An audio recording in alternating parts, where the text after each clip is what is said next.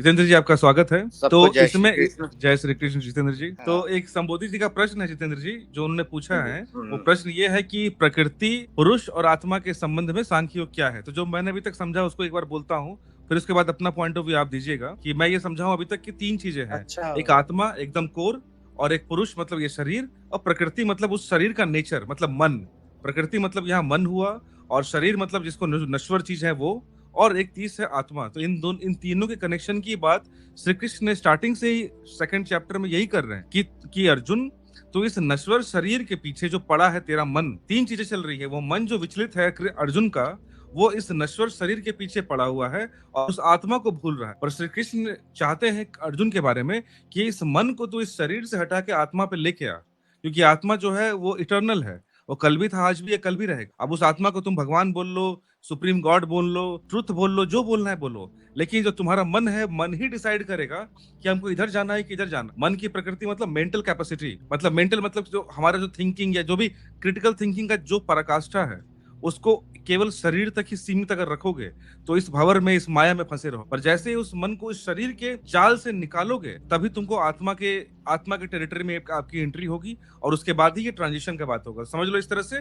Final final line बोल रहा हूँ, शरीर है और इधर आत्मा है, और बीच में मन फंसा है। पर मन हमेशा शरीर की तरफ झुकाव रख रहा है, क्योंकि उसी को वो फील कर पाता है, एक्सपीरियंस कर पाता है, और आत्मा की तरफ उसका चेतना नहीं है। और कृष्ण उसको उसी बात को समझाना चाहते हैं। ये सांख्य योग की सांख्य दर्शन की बात कर रहे हैं। योग दर्शन अलग है, सांख्य अलग है। हाँ अब सांख्य में इन्होंने बात की प्रकृति, पुरुष और आत्मा की। जी। सांख्य सांख्य दर्शन में सिर्फ प्रकृति की बात की गई है, ना तो उसमें पुरुष की बात की गई है ना आत्मा की। अच्छा। सांख्य दर्शन पूरी तरह से प्रकृति के ऊपर डिपेंड करता है, प्रकृति के 5 तत्वों पे। और वो जो 5 तत्व हैं, हर एक तत्व के 5-5 भाग और कर दिए गए हैं। तो इस प्रकार वो 25 तत्व हो जाते। तो ये अच्छा। सांख्य दर्शन आप खोलेंगे, देखेंगे तो उसमें ये 25 तत्वों के बारे में बताया गया है। और ये वो सब हैं जो मेटेरियलिस्टिक बातें हैं। मतलब जैसे आपका शरीर बना हुआ है, ये सारा ब्रह्मांड में जो भी दिखाई दे रहा है, जो दृश्य कहते हैं ना, वो ईशावास्यमिदं सर्वम जगताम जगता तेन तक तेन ना भुंजिता, वो सारा जो है ना जगत जो दिखाई दे रहा है, जगत मतलब जगा हुआ जगत, दिखने वाला, तो वो ही प्रकृति है। आपने शिवलिंग में देखा होगा कि एक ऊपर पिंडी सी होती है और नीचे ऐसे गोलाई सी बनी होती है। जो नीचे वाला हिस्सा है वो प्रकृति को दर्शाता है, और जो बीच का है वो पुरुष को दर्शाता है। और यहाँ पर जो पुरुष है, जिन्होंने बात की ना सांख्य दर्शन में पुरुष, सांख्य दर्शन में पुरुष की बात नहीं है। पुरुष की बात ऋग्वेद के 10वें मंडल के 90वें सूक्त में है। वहाँ बताया गया कि पुरुष क्या है। पुरुष उसके लिए इस्तेमाल किया जाता है जो जिसे आप कहते हैं ऑल माइटी, ओमनीपोटेंट जिसे कहते हैं, भाई हमेशा से है, या जो अंत परमात्मा कह लो, परम जो अल्टीमेट है, जो इटर्नल है। हाँ, उसके बहुत सारे गुण हैं, पर पुरुष उसको ही कहा गया है। और प्रकृति एक तरह से स्त्री के तौर पे स्त्रीलिंगी है। तो प्रकृति, हाँ, और जो आत्म तत्व है ना, वो परमात्मा अपने अंश से आत्म उत्पन्न करता है, आत्मा। और वो प्रकृति में समाहित होके हम जैसे जीव जंतुओं की संरचना होती है, जिसमें चेतना आ जाती है, चैतन्य हो जाते हैं वो, मतलब तो वो आत्म तत्व से चैतन्य होते हैं। बाकी तो प्रकृति जो है अपने आप में कुछ नहीं है, देखा जाए तो एक मैटर है, उसके अंदर चैतन्यता नहीं। हाँ, जो मुझे क्वेश्चन अभी ये समझ आया, उन्होंने संबोधि जी ने पूछा कि प्रकृति, पुरुष और आत्मा, ये तीनों का मतलब संबंध सांख्य योग में क्या बताया गया है, वो इनका क्वेश्चन था। तो वो मुझे अब समझ आया। तो प्रकृति मतलब मैं आंसर करूं इसको अगर? हाँ बताइए। अविनाश जी के लिए वो सांख्य योग में पूछ रहे हैं। सांख्य योग में इनका क्या मतलब है? सांख्य योग में इनका कोई संबंध नहीं। सांख्य योग में मतलब नहीं, सांख्य योग गीता के चैप्टर 2 की बात हो रही है, मैं चैप्टर 2 का बोल रहा हूँ। चैप्टर 2 में क्या समझाया गया कि हाउ दे आर रिलेटेड, तो मैं वो बता रहा था कि चैप्टर 2 में जो प्रकृति है, जैसा अभी जितेंद्र जी ने बताया, तो वो मतलब प्रकृति मतलब हमारा जो भी नेचर है, मन, शरीर, जो भी है, ठीक है। और पुरुष मतलब द ऑब्जर्वर सेल्फ, जो ऑब्जर्वर बोलते हैं ना, जो हमारे अंदर देख रहा है, ठीक है। और आत्मा मतलब समझिए जो इस शरीर और इस ऑब्जर्वर, इन दोनों को फील कर रहा, मतलब समझिए जो हम अपना एक इंडिविजुअल विल बोलते हैं, वो आत्मा हो गई। और समझिए जो ऑब्जर्वर, जो एक देखता है कि हाँ नहीं यहाँ पे इंडिविजुअल और सामने मान लीजिए एक इंसान है, उन दोनों के बीच के हिसाब से जो राइट थिंक करता है, उसको हम बोलते हैं पुरुष, ठीक है। और प्रकृति मतलब हमारा जो भी मन, शरीर, जो हमारे धन धान्य, और सबसे मतलब प्रकृति और पुरुष, तो आप उसका एग्जाम्पल देख लीजिए, जैसे अब आप समझ गए होगे मैं क्या। अच्छा, मैंने इसी चीज को मैं प्रकृति को और क्लियर कर दूं। हाँ। प्रकृति 5 तत्वों से बनी है, वो जिसमें अग्नि, जल, वायु, आकाश, भूमि, ये 5 तत्व हैं प्रकृति के। इन्हीं के विभिन्न अनुपात कम ज्यादा होकर विभिन्न तत्व प्राणी बने हैं और सब कुछ बना है ब्रह्मांड। ये 5 तत्व मिलके तो वो प्रकृति है जो दिखता है। और इस 5 तत्वों की जो से बनी प्रकृति है, वो त्रिगुणात्मक मतलब 3 गुणों वाली है। पिछली बार भी मैंने बताया था। तो प्रकृति अपने आप में एक तरह का मैटर है, परंतु उसमें चेतना आती है जब उसमें आत्मा प्रविष्ट हो, तभी जीव जंतु क्रियाशील होते हैं। तो ये 5 तत्वों से मिलकर प्रकृति बनी है और यही सांख्य दर्शन में बताया गया। अच्छा, इसी क्वेश्चन की हर एक रिलीजन और जो भी चीजें हैं ना, सारे के सारे एक मेथड्स हैं, एक अप्रोच है। डिफरेंसेस अप्रोच में है, लेकिन जिस ओर सब जा रहे हैं उसमें नहीं है। जिस तरह फॉर एग्जांपल अविनाश जी, जैसे चांद पे जो जाना है, चाइना भी जाना चाहता है, इंडिया भी जाना चाह रहा है, यूएस भी, रशिया भी, हर कंट्री जाना चाहता है। बस खाली उनके स्पेस टेक्नोलॉजी सबके अलग अलग तरीके से चांद पे अप्रोच कर रहे हैं, लेकिन सबका पॉइंट जो है ना, जर्नी का तरीका डिफरेंट हो सकता है, लेकिन जहां पहुंचना है वो डिफरेंट नहीं है, वो चांद ही है सब। तो उस तरह से उसी बात को समझा रहा हूँ। हाँ, बिल्कुल ठीक है। आप बिल्कुल आपका इच्छा, आप किसी पे बो डाउन करो ना करो, that is your choice, absolutely your choice. आपको मालूम पड़ेगा कि हर चीज वही है, that is your absolutely your choice. वही वाली बात है कि मोनू जी, कि कोई इंसान फिजिक्स पढ़ता है, कोई इंसान केमिस्ट्री पढ़ता है, और कुछ इंसान ऐसे होते हैं जो हर सब्जेक्ट पढ़ता है। तो याद रखना, हर सब्जेक्ट पढ़ने वाला हमेशा ज्यादा ब्रॉड माइंडेड, ज्यादा समझदार होगा। बाकी आप खुद समझदार है, समझ गए मैं क्या कहना चाहता। हाँ, जितेंद्र जी क्या बोलना चाहते? हाँ, मैं मत्स्य पुराण का 4था अध्याय है, उसमें जो मत्स्य भगवान मतलब वो जो मत्स्य था ना, जो मनु ने अपनी उसमें रख दिया था पात्र में, तो हाँ, तो उनके लिए कहा गया है। मत्स्य भगवान कहने लगे, रजोगुण से उत्पन्न हुई है शतरूपा रूपी आदि सृष्टि दिव्य है। जिस प्रकार इस मूल प्रकृति की इंद्रियों के विषयों से अतीत है, उसी प्रकार इस शतरूपा सहस्त्ररूपा नारी का शरीर भी इंद्रियातीत है। ये प्रकृति के बारे में कहा जाए तो ये सारा काव्यात्मक तरीके से बताया जा रहा है। अच्छा, यह दिव्य तेज से संपन्न एवं दिव्य ज्ञान से समुद्भूत है, अतः मांस पिंड रूप नेत्रधारी मानवों द्वारा इसका भली भांति वर्णन नहीं किया जा सकता। यानी प्रकृति का भी वर्णन नहीं किया जा सकता। वो भी दिव्य है, क्योंकि बनी कहाँ से निकली है, उसी में से। नासद ये सूक्त पढ़ेंगे तो वहाँ पता लगता है कैसे प्रकृति आई है, देवता कैसे आए हैं, देवता किस प्रकार बने। ऐतरेय उपनिषद के दूसरे खंड के जो 4था श्लोक है, उसमें बताया गया है कि देवताओं का वास कहाँ पर है। तो ये अगर पुराणों में जो बातें आई हैं हमारे, जैसे मैं बता रहा था, ये मत्स्य पुराण है मेरे पास, तो इसके अंदर बताया गया है कि प्रकृति क्या है, और मत्स्य भगवान बता रहे हैं। लगभग पुराणों में सब जगह पर प्रकृति, आत्मा और वो उसके बारे में बताया गया है। आप पुरुष की बात की थी किसी ने, पुरुष मैंने बताया, अगर आप चाहते हैं तो ऋग्वेद का 10वें मंडल का 90वां सूक्त एक बार खोल दीजिए और उसमें पढ़ दीजिए पुरुष क्या, यानी उसके बारे में बताया पुरुष क्या है। अच्छा, कोई श्लोक आप चाहते हैं कि मैं ओपन करूं? हाँ, ऋग्वेद 10:90 ऋग्वेद 10:90 समथिंग है कि क्या है? 10 मींस 10 चैप्टर कह लो, या उसे मंडल कहते हैं, मंडल। हाँ, आ गया, देखिए 90 सूक्त। ये बार इंग्लिश में देता है, तो बार मुझे बोलना पड़ता है हिंदी में। तो हाँ, आप संभवतः ऋग्वेद मंडल 10 सूक्त 90 का उल्लेख कर रहे हैं, जिसे प्रसिद्ध रूप से पुरुष सूक्त कहा गया। यह संपूर्ण ऋग्वेद की सबसे महत्वपूर्ण और प्रभावशाली सूक्तों में से एक। पुरुष सूक्त ऋग्वेद 10.90। सेंट्रल पॉइंट क्या है इसका?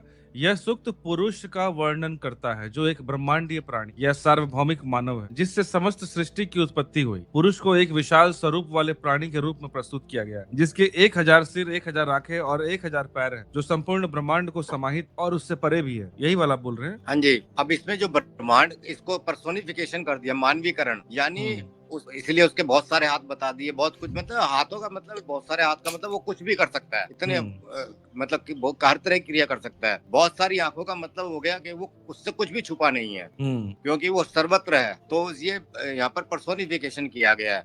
और ये देखिए ब्रह्मांड उसमें और वो ब्रह्मांड से परे भी है, यानी ब्रह्मांड की अगर सीमितता भी होगी ना, पर वो असीमित है। तो यहाँ पुरुष, उसको पुरुष कह के बुलाया गया है। अभी मैंने बताया था ना, वो शिवलिंग का उदाहरण दिया था कि वो बीच वाले हिस्से को पुरुष कहते हैं, तो यह उसका प्रतीक है। तो यहाँ पर पुरुष बताया गया। अब सृष्टि कैसे बनी है, वो उसके लिए आप 129 10वें का 129वां खोल लीजिए। जैसे 10वां मंडल है ना 129, जब हम बात करें तो उसी में देखिए आप गीता की ये सारी बातें है ना उसमें आ जाएंगी। तो एक चीज मैं कहना चाहता हूँ, जिस तरह से यहाँ पे संबोधि जी ने एक बात की, उपनिषद में ब्रह्मा बोला गया है समझाने के लिए, नाम चाहिए बस इसलिए, वरना वो क्या है, अनिर्विचारी है। नहीं, अब ब्रह्मा के बारे में जानना है तो अब आप 121वां सूक्त खोलिए 10वें मंडल का, ब्रह्मा पता लग जाएगा। मैं वो नहीं पूछ रहा हूँ अविनाश जी, मैं आप दोनों से ये बोल रहा हूँ कि जितने भी जो शक्ल दी जाती है किसी भी चीजों पे, किसी भी कॉन्सेप्ट को जो ह्यूमैनिफिकेशन होता है, ये सब सिंबॉलिक है केवल। ये रियल में ऐसा कोई होता है नहीं होता है उसकी बात नहीं है, उसकी बात कह रहा हूँ कि जिस चीज के बारे में, जिस अल्टीमेट चीज के बारे में हम लोग बात कर रहे हैं, हाँ, वो पुरुष, हाँ, वो उसके लिए तो गाय ये 10वें मंडल का जो 90वां सूक्त था, ये उसी की बात हो रही है। हाँ, तो जो इसमें लिखा हुआ है कि इतने सारे सिर है उसके, इतने आंखें, इतने पैर, हाथ है, तो ये तो सिंबॉलिक है ना, सारे के सारे सिंबॉलिक। देखिए ये सारी पोइट्री है एक तरह से, काव्य है, बिल्कुल। हाँ, तो उस तरह से बताया गया है कि बहुत सारे सिर, यानी कि उसके पास सबसे ज्यादा बुद्धि है, उससे ज्यादा सिर किसी के पास नहीं है, यानी सबसे ज्यादा बुद्धिमान है। और बहुत सारे हाथ हैं, यानी कुछ भी कर सकता है। अब वो 100 या 1000 तो एक वैसे ही नंबर दे दिया गया है, क्योंकि आप देखिए किसी के भी इतने नहीं होते हैं, इसलिए उन बाकियों से श्रेष्ठ दिखाने के लिए उनकी संख्या ज्यादा बता दी गई है। अविनाश जी इस क्वेश्चन को लीजिए अब, जितेंद्र जी आप भी क्वेश्चन को आंसर दे सकते हैं। भक्ति योग जी आपका स्वागत है, पहली बात तो कहते आपके वेलकम नहीं किया था। ये जो हमारी मुक्ति कैसे होगी, कुछ इसका पॉइंट है आपके पास बोलने का? हाँ, देखिए इसमें पहले तो हम ये इसमें बात करेंगे, ये हम कौन है, किसकी मुक्ति की बात हो रही है, मतलब वो खुद के बारे में। हाँ, मैं बता रहा हूँ कैसे। हाँ, आप दोनों अपना पॉइंट ऑफ व्यू दीजिए। तो उनको सारे एवोल्यूशनरी प्रोसेस लेना होगा, क्योंकि ये दुनिया एक एवोल्यूशनरी प्रोसेस या सनातन धर्म से, अब आप मतलब तभी समझिए कि समाज में सबका डिफरेंट रोल इसीलिए, अदरवाइज तो समाज का एक ही पर्पस और हो रहा है, डिफरेंट रोल का मतलब समझ, मैं जो बोलना चाहे बस तो इसी में देखिए शायद कनेक्शन में उन्होंने फिर पूछा है कि कर्म में करा रही शरीर कर्म कर रही, अच्छा कर्म, इन्होंने बोला कर्म मन कर रहा है, शरीर कर्म कर रहा है, आत्मा तो ब्रह्म के अंश है, वो तो कैसे दूषित हो सकता है, कर्म मन और शरीर का सारा करा हुआ है। वही जो मैंने बोला, उन्होंने संबोधि जी ने वही बात कि भाई कर्म तो आपका इंद्रियां और मन करता है, तो आत्मा का दूषित होने का सवाल है नहीं, लेकिन वो ट्रैप में, शरीर के ट्रैप में क्यों फंसा हुआ है? वो शरीर का बताया, तो शरीर का ट्रैप जो है वो वर्ल्ड का पार्ट है, आप ये समझिए। आत्मा नहीं, इस सवाल को मैं और एक तरह से अलग तरीके से, कि ओवरऑल आत्मा मुक्त होना चाहती, मुक्त होके उस परमात्मा से मिलना चाहती है। नहीं, आत्मा मुक्त नहीं होना चाहती। आप समझिए, आप एक इंसान के फॉर्म में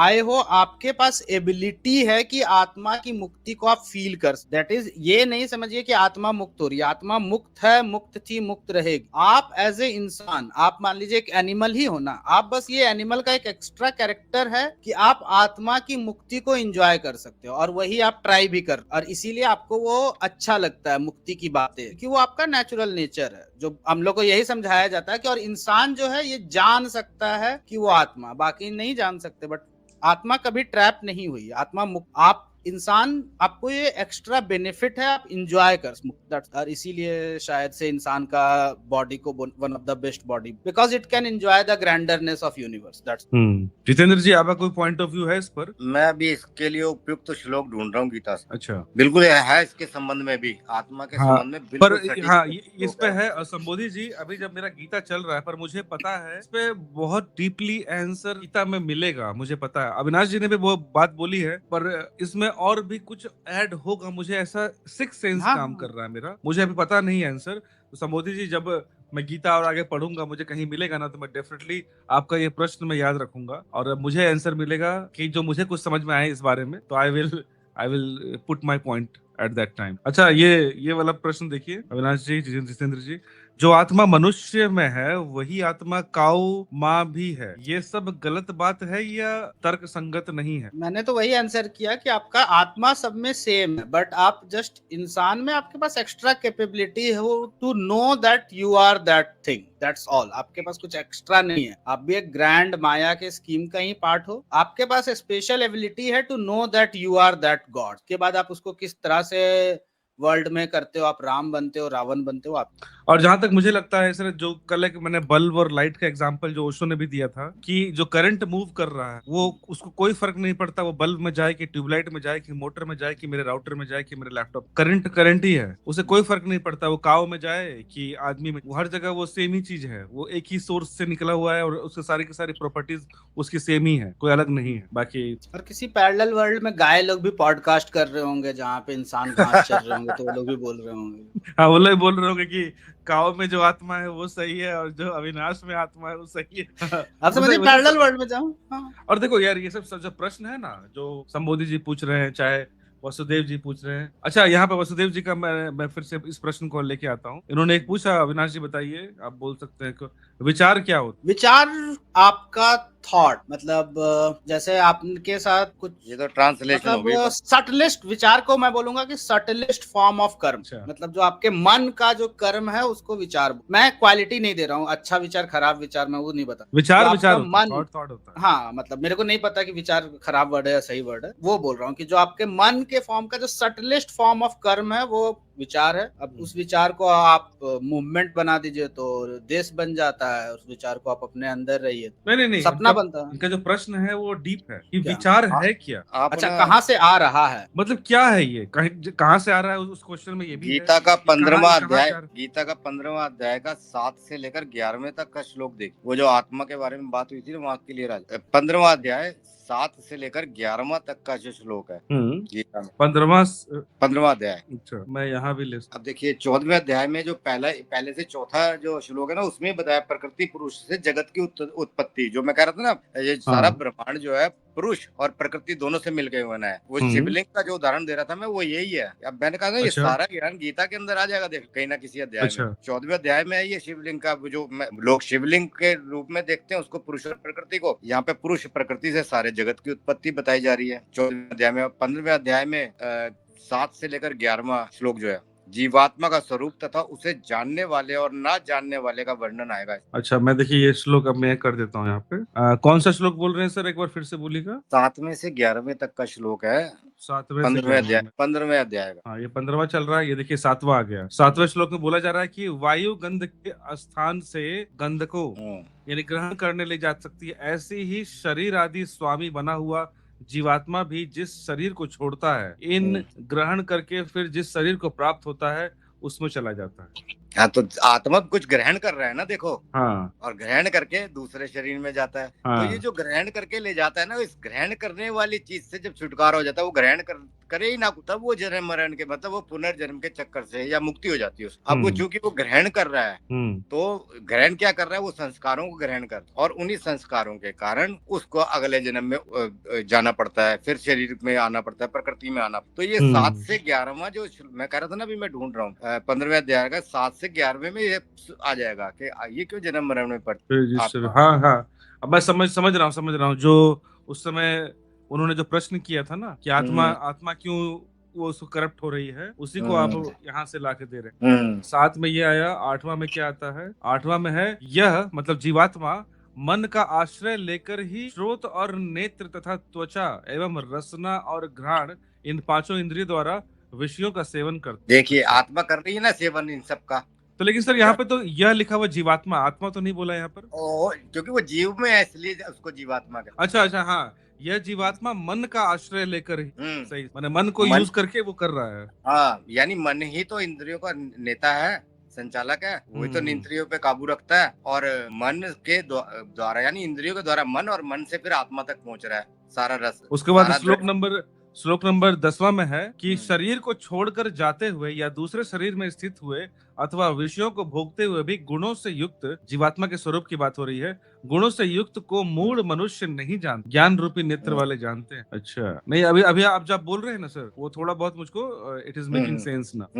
अब अगर किसी ने ये पढ़ी हो पूरी और थोड़ा ध्यान भी हो ना कि कहाँ पर क्या है, तो जैसे मैंने अभी मैंने पढ़ा है तो मेरे को मैं कह रहा था ना मैं ढूंढ रहा हूँ इस पर सारे प्रश्नों के उत्तर हैं। इसके अंदर विचार क्या होते हैं ये भी इसमें आ जाएगा, विचार कैसे उत्पन्न होते हैं। अच्छा, हाँ, और सब 11वां गीता में श्लोक एक और देख लेता हूँ जो आपने बताए कि यत्न करने वाले योगी लोग अपने आप में स्थित इस परमात्मा तत्व का अनुभव करते हैं, परंतु जिन्होंने अपना अंतःकरण शुद्ध नहीं किया, ऐसे अविवेकी मनुष्य यत्न करने पर भी इस तत्व का अनुभव नहीं कर पाते। एब्सोल्युटली, नाउ आई अंडरस्टूड कि ये क्या 7वें से 11वें तक आ गया ना ये तो। हाँ, तो इसके अंदर आ गया। फिर उसके बाद 16वें से 20वें श्लोक में आएगा क्षर क्या है, अक्षर क्या है, मतलब किसका क्षरण होता है, कौन है जिसका क्षरण नहीं होता, कोरोजन। अच्छा, क्या डिके होता है, क्या डिके नहीं होता है, वो हम्म। आगे आएगा वो 16वें से 20वें तक। तो नाउ एक चीज समझ में आ रहा है कि हाँ और भी आंसर्स आगे हमको मिलेंगे जो अभी देखिए मैं तक नहीं इसमें मिले हैं। देख रहा हूँ, ये देखिए। अच्छा अच्छा, हाँ वो क्या किताब मेरे आंसर पास भी मिला? है। अच्छा, वो ये जो जो आपके पास किताब है वही मैंने पीडीएफ